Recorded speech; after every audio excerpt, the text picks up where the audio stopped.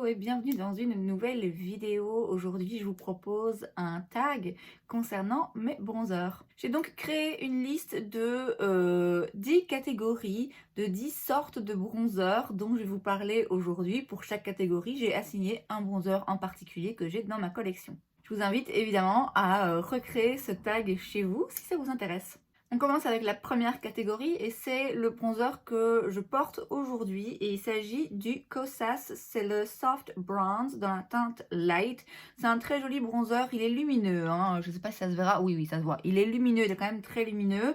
En général je l'utilise pas seul, aujourd'hui je voulais avoir un teint extra glowy, mais d'habitude ce que j'aime bien faire c'est en mettre un autre avant et utiliser celui-ci vraiment en petites touches à certains endroits de mon visage. Alors je tiens quand même à vous prévenir en ce qui concerne l'odeur.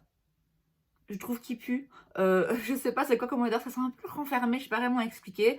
Et alors moi j'ai eu un hard pan, donc j'ai eu une fine pellicule si vous voulez qui se met sur le produit quand on trempe le pinceau dedans. Bon c'est pas dramatique, hein, j'ai juste gratté un petit peu la surface et le problème est résolu. De manière générale, moi je préfère les bronzers mat. Celui-ci c'est vraiment une exception à la règle parce qu'il est vraiment très joli, il n'est pas brillant, il est lumineux. C'est vraiment ça, ça apporte de la lumière au teint, il est vraiment très joli.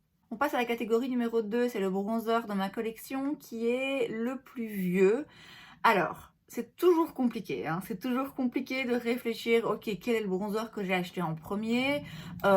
Si j'ai acheté en premier temps dans un drugstore, dans un magasin petit prix, j'imagine que ça doit être un Essence ou un Catrice. Si je me réfère à mes achats sur Sephora, alors il s'agit du bronzer de chez Guerlain. Ici c'est le Sun Trio, c'est donc la palette bronzante sculptante ombre et lumière dans la teinte foncée. Alors, je sais pas pourquoi, hein, je sais pas pourquoi, j'ai clairement été influencée, guidée par une conseillère chez Sephora. Alors en soi, c'est pas... j'arrive à le faire fonctionner, mais en été quoi. En temps normal, sans doute que c'était l'été quand j'ai acheté. Ceci dit, ouais, j'étais sans doute déjà un peu bronzée. Bon, je pense que si je devais les racheter aujourd'hui, je prendrais clairement pas cette teinte parce que c'est quand même très foncé. Ça a cette odeur très très particulière de terracotta quoi de chez Guerlain. Pendant un moment du coup je l'ai utilisé parce que c'était un des seuls que j'avais. Je dois dire que j'utilise pas hyper souvent parce que justement il est un petit peu foncé pour moi, mais de temps en temps je me laisse tenter et alors bien souvent je passe mon pinceau dans tout le pan comme ça et ça donne, vous le verrez, une teinte qui est quand même chaude et foncée, mais comme j'ai dit, en fonction du pinceau que vous utilisez, ça fonctionne, hein. La troisième catégorie, c'est le bronzer le plus récent dans ma collection. Et là, c'est facile parce que je viens de l'acheter il y a vraiment pas longtemps. C'est le Milk, comment il s'appelle? Le stick bronzant mat. Voilà, dans la teinte Baked. Je l'ai donc commandé pendant les journées Gold chez Sephora, vu que du coup il y avait 25% dessus. C'est la version mini ici, hein. Vous avez aussi un plus grand format si vous préférez. Moi je préférais le mini, du coup c'est 13 € sans aucune réduction. Donc voilà, c'est quand même pas du vol. Et c'est vraiment un top bronzer, un très beau produit crémeux qui donne un très joli teint à la peau en fait. Vu que c'est pas une poudre, il se fond très bien au teint, il donne pas cet aspect poudreux, il est quand même mat, hein, c'est pas quelque chose où il y a des paillettes ou quoi que ce soit, c'est vraiment un très joli produit et j'utilise quasiment que ça ces jours-ci, je l'adore. On passe à la catégorie numéro 4 et c'est le bronzer le plus cher dans ma collection. Et là, c'est un doublon. Il s'agit de nouveau de la terracotta de chez Guerlain. Elle coûte 52 € sur Sephora. J'ai un bronzer Chanel qui était pas loin. J'en ai peut-être un ou deux autres qui s'approchent des 50 €. Mais celui-ci, il dépasse les 50 €. Alors, est-ce que en soi, c'est nécessaire de dépenser autant d'argent pour un bronzer? Non. Maintenant, je suis très contente de l'avoir dans ma collection parce que, je veux dire, une terracotta de chez Guerlain, c'est quand même un classique intemporel. Donc, moi, personnellement, je trouve que quand on est fan de make-up, c'est bien de l'avoir, mais c'est pas du tout nécessaire. Vous vous en doutez, la cinquième catégorie, c'est l'autre côté de la balance. C'est donc le bronzer le moins cher, le meilleur marché dans ma collection. Alors, si on regarde le prix vraiment le plus bas, le bronzer le moins cher de ma collection, il s'agit du Catrice Sun Glow et il coûte sur Notino 3,10 €. Le prix peut varier en fonction des sites des magasins, mais là sur Naughtiness c'est 3,10 €, donc c'est le moins cher vraiment de ma collection. Mais ici vous avez 9,5 grammes. Alors que celui-ci qui est donc le bronzer de chez Essence, c'est le Sun Club Matte Bronzing Powder. Celui-là il coûte 3,60 €. Toujours sur Naughtiness, donc il est 50 centimes plus cher. Mais vous avez 15 grammes de produit à l'intérieur. Donc techniquement, celui-ci est quand même moins cher.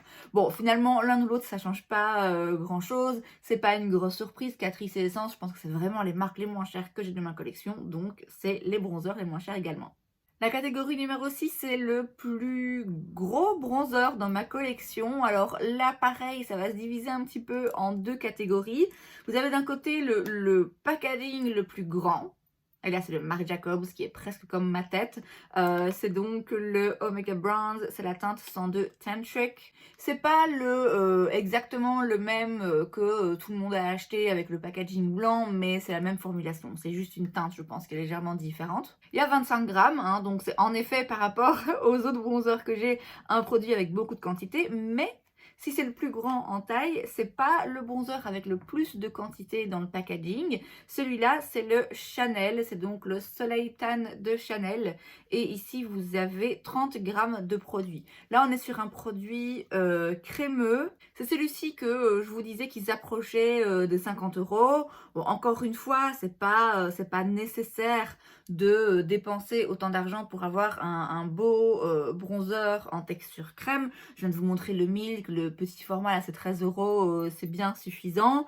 Mais encore une fois, je suis quand même très contente de l'avoir parce que je trouve qu'il est quand même très beau et c'est un bronzer, je trouve que j'arrive à fondre vraiment très naturellement dans le reste de mon teint et que je peux porter limite seule en fait, vraiment juste pour réchauffer un petit peu le teint de façon discrète et naturelle. C'est vraiment un très très joli produit, mais voilà, très cher. Évidemment, en numéro 7, on a le bronzer le plus petit dans ma collection. Alors, en termes de packaging, je pense que le Milk, quand même, il est très très petit. On fait difficilement plus petit que ça. Mais si on regarde la quantité du bronzer, je triche peut-être un petit peu, mais il s'agit d'un duo, en fait, de chez Natasha Denona. C'est le Bronze and Glow en version mini. Et ici, dans le bronzer, vous avez 2 grammes. Donc ça, c'est vraiment la plus petite quantité de bronzer que j'ai. C'est pas mon bronzer préféré, il tend un petit peu vers le rouge, je trouve. Mais c'est quand même un produit hyper pratique à avoir. On passe maintenant à la catégorie numéro 8 et il s'agit du bronzer dont j'ai plusieurs teintes. Donc une formulation de bronzer que j'ai tellement appréciée que j'en ai acheté en des teintes différentes et il s'agit de Fenty. C'est donc leur poudre bronzante instantanée. J'ai tout d'abord la teinte In the Sun qui ressemble à ceci. Donc ça c'est le grand format. Je l'ai bien entamé, hein. On voit plus du tout, on commence à creuser un petit peu la poudre. Et donc voilà à quoi ça ressemble swatché. Donc c'est un petit peu plus froid. Et j'ai en version mini, il y a 2,8 grammes, donc plus grand quand même que le Natasha Denona, la teinte Shady Biz. Et donc là, on est sur quelque chose d'un petit peu plus chaud qui se trouve ici. Donc vous voyez la différence. En termes de profondeur de teinte, il n'y en a pas une qui est beaucoup plus foncée que l'autre. C'est vraiment dans le sous-ton qu'on voit la différence, où là on a quelque chose de plus chaud et là quelque chose d'un petit peu plus froid. Je les utilise très souvent, j'aime beaucoup la formulation. Clairement, quand je veux quelque chose d'un petit peu plus froid, je me dirige ici parce que c'est un petit peu plus froid sans être gris. Ça reste quand même une poudre bronzante qui donne bonne mine, c'est très joli. Celui-ci, en plus, très petit aussi, donc hyper pratique pour voyager. J'aime beaucoup cette formulation chez Fenty. J'ai également un de leurs bronzers crème, mais là j'en ai qu'un. C'est pas les plus pigmentés, mais c'est ce que j'aime bien justement. J'aime pas qu'un bronzer soit trop pigmenté ou dès que vous mettez votre pinceau sous votre joue, vous vous dites merde, j'ai foiré. Là, il se construit vraiment très très bien, il est très joli, il a un très joli effet sur la peau, très naturel, vraiment une très très belle texture de poudre. Avant-dernière catégorie numéro 9, c'est le bronzer que j'ai le plus utilisé, que j'ai vraiment creusé et il s'agit du Butter Bronzer de chez Physicians Formula. Je crois que j'ai jamais eu un pan aussi grand là dans un bronzer, il reste quasi plus rien. C'est très chiant d'ailleurs parce qu'il s'effrite en petits morceaux, donc j'en ai un de réserve, hein. Faudrait que je me débarrasse de celui-ci. Alors, j'aime pas le packaging, ça me gonfle parce que c'est gros en fait. C'est beaucoup, beaucoup plus épais qu'un autre bronzer et donc ça rentre vraiment de justesse dans mes rangements. Et en plus, c'est gros parce que vous avez en dessous ça qui sert à rien. C'est même pas un pinceau, c'est une espèce d'éponge là. Enfin bref, oui, j'aime pas le packaging, mais le produit. Le produit est juste fabuleux. C'est un produit qu'on peut trouver pour les Belges chez Kruidvat ou chez Di. Non, je pense chez Di. Ça doit coûter, je sais pas, une dizaine d'euros. C'est pas le moins cher, hein, mais c'est vraiment un très très beau produit. Alors l'odeur. Voilà, ça sent les vacances. C'est vraiment, il est magnifique. J'utilisais beaucoup à une époque où je travaillais en tant que prof et donc du coup le matin j'avais pas beaucoup de temps et c'était vraiment très rapide de mettre un petit coup de poudre bronzante pour réchauffer un peu le teint sans risquer de finir orange. Vraiment un très très très beau produit. Et la 10e et dernière catégorie, il s'agit du bronzer dont j'estime qu'on parle pas assez. Je peux pas dire que c'est mon bronzer préféré vraiment parce que je peux pas, vous savez bien, je peux pas avoir de préféré dans mon make-up, je peux pas vraiment prendre ce genre de grandes décisions. Mais c'est un bronzer que j'utilise effectivement très très souvent. Et surtout, c'est un bronzer dont j'ai l'impression qu'on parle pas assez. Le Butter Bronzer, il est très connu, c'est vraiment un classique. Pareil pour le Marc Jacobs, pareil pour la Terracotta évidemment, le Milk, le Fenty, enfin voilà. Tout ça, ce sont des bronzers dont on entend beaucoup parler, qui ont été vus, revus, etc. Et il y a un bronzer que moi j'estime, c'est pas devenu assez un classique, on n'en a pas assez parlé. Et il s'agit du bronzer duo de chez Jouer.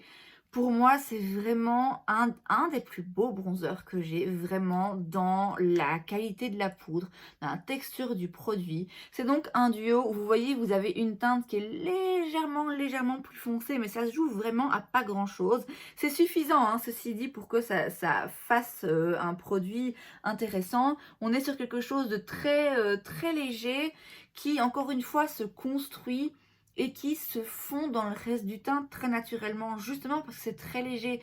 C'est pas froid, c'est pas chaud, c'est juste pour ma carnation, en tout cas celui-là en particulier, donc là c'est le light to medium, c'est vraiment le bronzer parfait pour moi quand je veux être sûre de pas me louper en fait.